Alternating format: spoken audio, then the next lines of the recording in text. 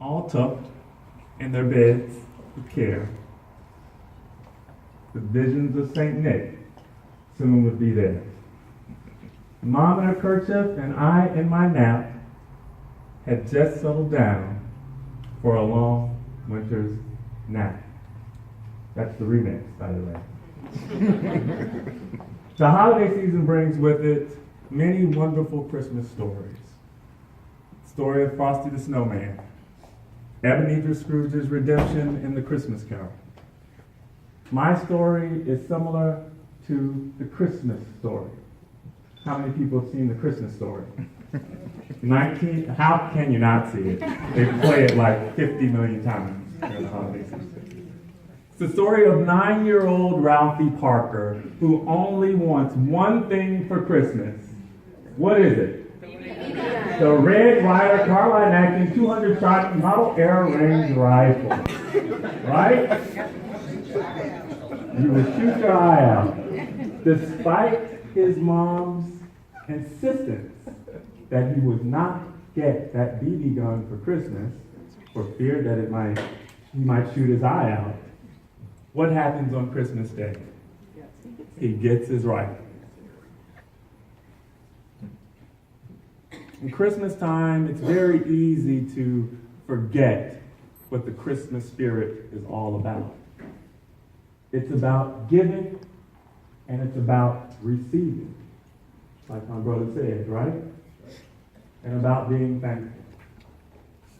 Some people may forget, but I will never forget. Because in the Christmas of 1979, Rockin', Sockin', Rbot rocked my world. Now you have to understand that in the 1970s was the age of toys. There was no Atari. Atari came out in 1982. So a lot of the things that we complain about today, kids not getting out and going out in the streets and playing ball, we were playing then. We weren't sitting up in front of our gaming stations. As soon as this commercial came on TV, I knew I had to have it. They're slugging it out in the middle of the ring! And there's a hard right to the top! And Blue Bomber's block is knocked off! His block is knocked off? Sure, but you can press it right back on again. It's just part of the action with the world's only boxing robots, the Rock'em Sock'em Robots by Marx. Takes 2 managers to handle the fighters and lots of skill to win. With these control levers, you can keep your fighters in motion to duck punches. When you press this plunger, he throws a right uppercut. Press the other plunger and there's a left jab. Lots of exciting action and fun for everyone when the world's only boxing robots battle it out. The Blue Bomber's looking for an opening, and there it is. That's the end of round 2. Just push the flying head back and you're ready for round 3. Boy, this is the greatest. You bet. The world's only boxing robots. Get the Rock'em Sock'em Robots by Marx. You getting excited? Yeah. Who wants a Rock'em Sock'em Robot? Yes. And I did too.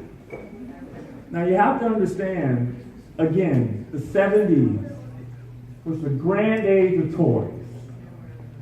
To be a child in the 70s, an 8-year-old, there's only one thing that could have been better.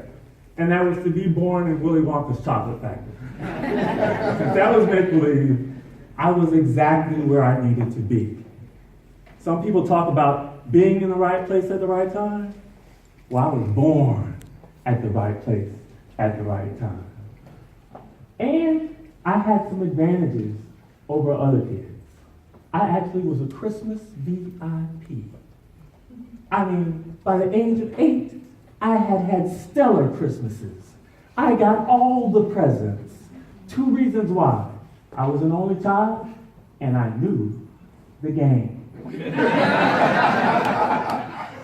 Being an only child, I know they say there are some disadvantages to it. Yeah, I didn't have a dad to throw the ball around, so I was horrible at baseball. Yeah, I didn't have a dad around all the time to show me how to fight, so I lost my lunch money every now and then. He couldn't teach me how to talk to girls, so I got my first kiss at 23. But look how it worked out for me now. Single, no kids.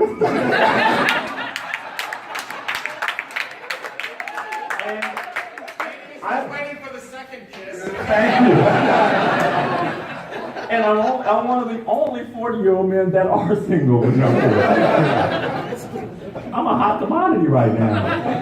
And as far as losing lunches, my body learned how to live with less. I was an only child. And one of the other advantages, we had a family friend, the Kinneys, Lila and Ron. Their sons were Brian and Aaron. Aaron was 2 years younger than me, and Brian was 2 years older. They were like a second family. They were like my brothers. Well, let me tell you how Christmas Day evolved. Well, I, or my mom posing as me, would get a Christmas present for Brian, Aaron, Lila, and Ron. In turn, Brian, Aaron, Lila, and Ron would get a Christmas present for me. That's affordable. That's how my Christmases were. I was a VIP. By the time I was 8 years old, I had, when I think back, what did I have? I had a wiffle ball bat and a Nerf set. I had a Slinky and Stretch Armstrong. I had an electric race car track by Tyco and the Hot Wheels race car track.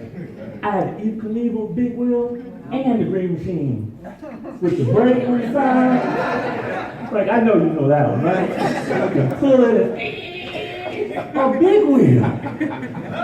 I had Connect 4, Etch-a-Sketch, Candyland, and the 8-ball. You know, you ask questions, you tell your future. I had it all. So being an only child gave me an advantage. Number two, I knew the game. And if you're a Christmas VIP, then you know that Christmas is very much like a professional sport.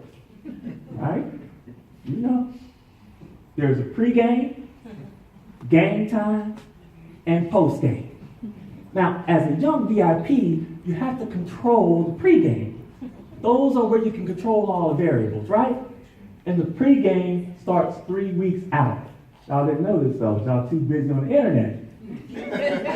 3 weeks out on December 4th.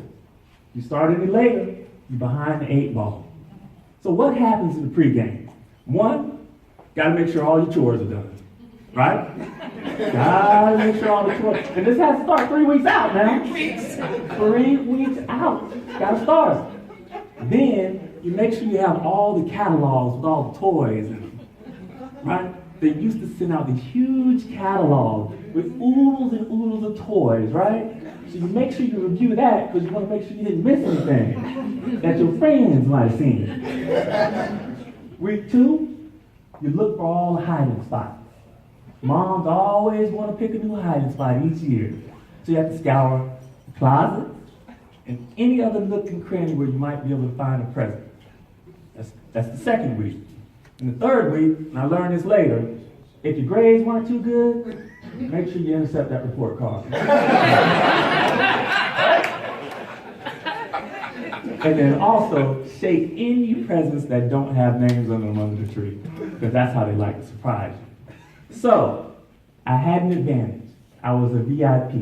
In 1979, I had executed my pregame perfectly.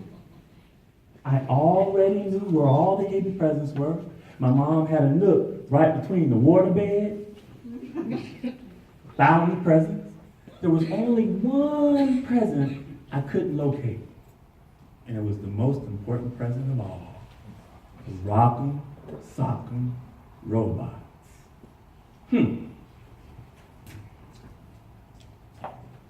So what did I do?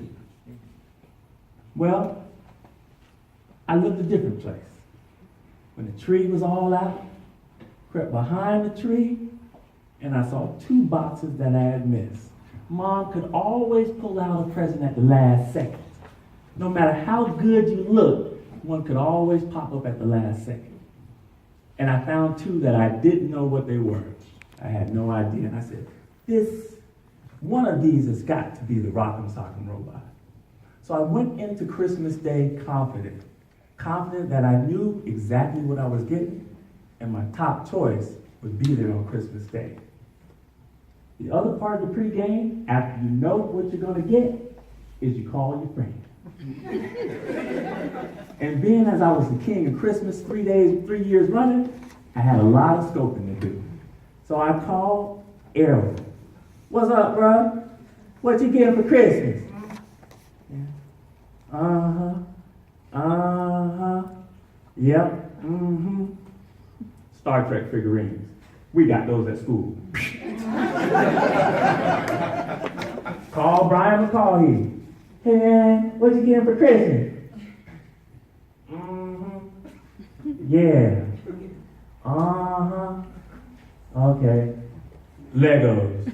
That's 1977. Call Steve. Steve, what you getting for Christmas? Rock'em Sock'em Robot.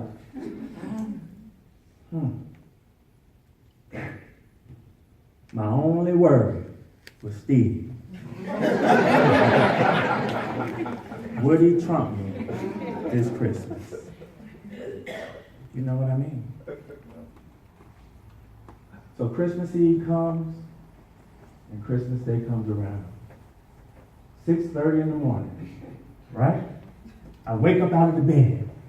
House still smells of fresh, sweet baked potatoes, sweet potato pie. Ooh! I burst out like Paul Revere, tap on my mom's door. I say, "It's Christmas! It's Christmas!" I head out to the Christmas tree and I start doing this. Y'all, we didn't have the Matrix back then. This was original. I did the Matrix before the Matrix was out. I make it through all of my presents. I got the little professor. I got Simon Says. I got some underwear from my Aunt Jane. I got a Lego set. I got another Nerf basketball hoop. No Rock'em Sock'em Robot. Now, one of the pictures you have there in front of you is my reaction to what came next.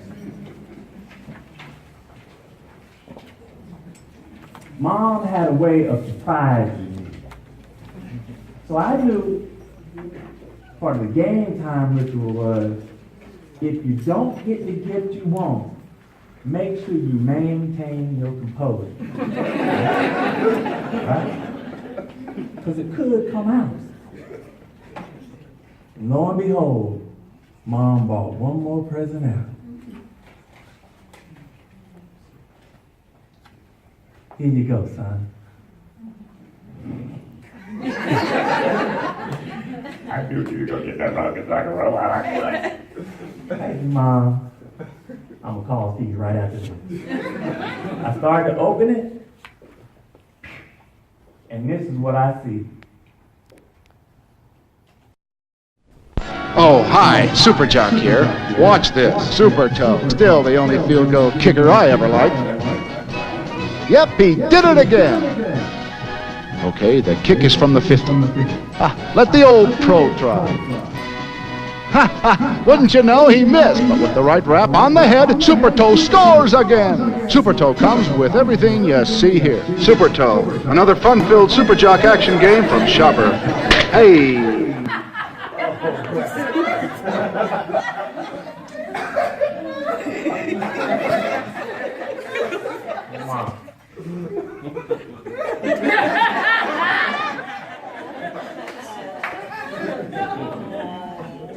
Super Toe? I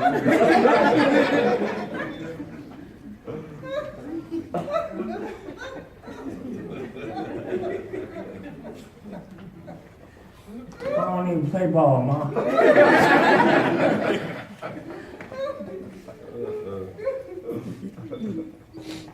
So, son, you tell me you're not appreciative? You got all these gifts. You got an Etch-a-Sketch. You got some draws from your Aunt Jane. You got another nerve set, and you don't appreciate what I got you? Is that what you're saying?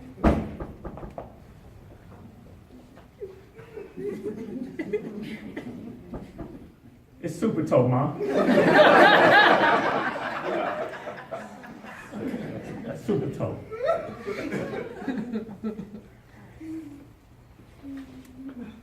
Son, you have had some fantastic Christmases. You have been king of Christmas for the last 3 years.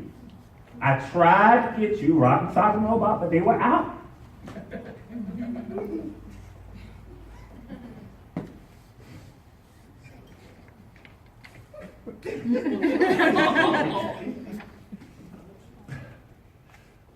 But Steve, get Rock and Sock and Rbot.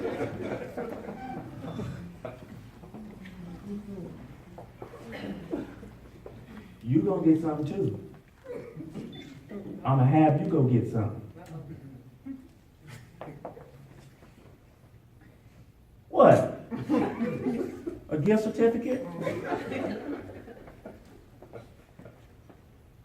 One of them switches outside of the truck.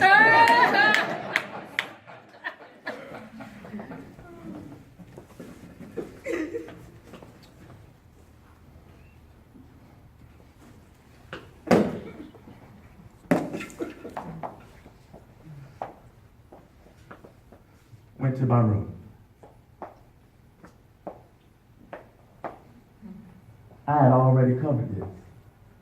See, it's a thing in the pregame where you handle last-minute resistance. That's what we call it. They always put up a fuss when you ask them for what you want. Well, I can't get that. It's too busy. I ain't got the money. It's dangerous. Right? It'll put your eye out. We had already covered that. And now I got Steve one-upping me.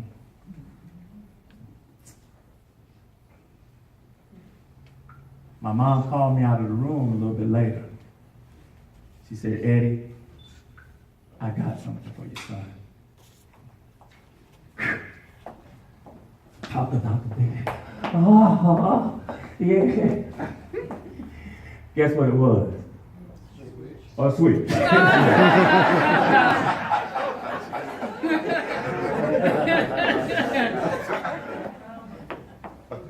I got the switch, and I got sent to my room on Christmas Day. Later on that afternoon, the doorbell rang. Eddie, you got some company.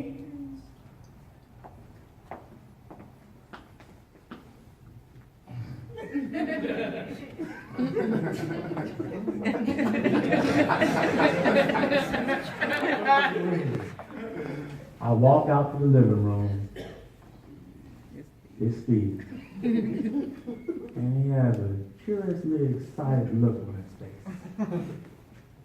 Now, I didn't see the Rbot on the Rbot, but he just didn't look right.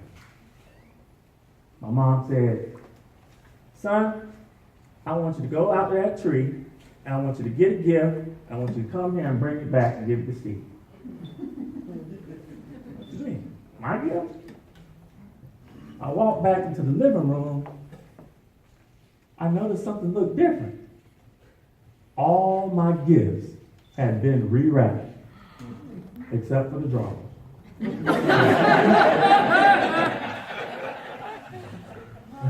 She can't be serious. You cannot be serious about this behind the gifts. Not the gift. So I picked up the drawers. I walked out and handed them to Steve. And my mom looked at me like, all right now, I'm going to give you something else. I took the drawers back, and I went and picked up something random. For the rest of the day, I had 5 of my best friends visit the house, and I was forced to give my presents back. That was the year that I learned the true spirit of Christmas. Have you ever wanted something so much only to experience the disappointment of not getting it? Then to realize later that what you had was better than what you were asking for. That year was the year when Rock'em Sock'em Robot rocked my world, and my mama. So this Christmas season, I ask you to remember this. Remember the true reason and season for Christmas. I was at the grocery store the other night and I was walking through the checkout aisle and the cashier asked me, "Are you ready for Christmas?" And it caught me off guard.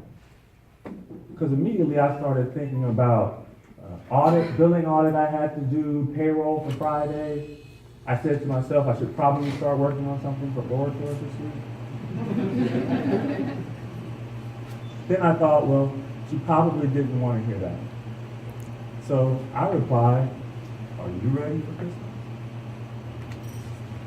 And she started rattling down the gifts that she had gotten for her loved ones. And I said, gifts.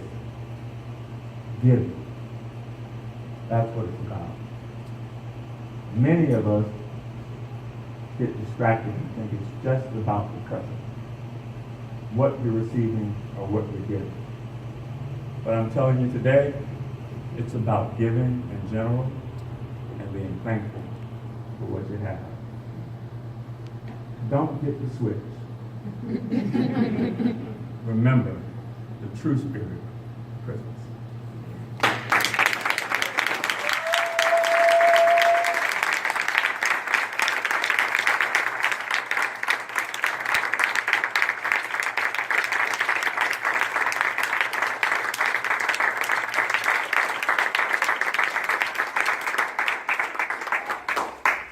Fantastic job, Eddie. Can we give him a hand?